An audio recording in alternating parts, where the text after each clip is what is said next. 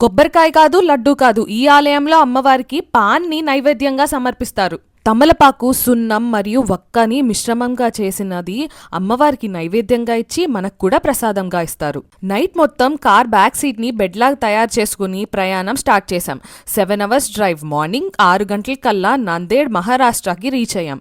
Tired గా ఉన్న first stop మాత్రం మిస్ చేయలేం. రేణుకామాత టెంపుల్ కి వెళ్ళిపోతున్నాం. మధ్యలో ఆగి కొంచెం ఫ్రెష్ అప్ అయ్యి ఒక హోటల్లో అక్కడి నుంచి టెంపుల్కి స్టార్ట్ అయిపోయాం. అమ్మవారి గుడి ఒక కొండ మీద ఉంటుంది. ప్రతి సంవత్సరం వేలాది మంది భక్తులు తమ లైఫ్స్లోని నెగిటివ్ ఎనర్జీస్ని తొలగించుకోవడం కోసం రేణుకమ్మ తల్లి దగ్గరికి వస్తారు. ఈ గుడిలో ప్రత్యేకత ఏంటంటే అమ్మవారికి తమలపాకు మరియు ఇతర వస్తువులతో నూరపెట్టిన పాన్ను నైవేద్యంగా పెడతారు. ఇలాంటిది మరి ఎక్కడా చూసుండరు భారతదేశంలో.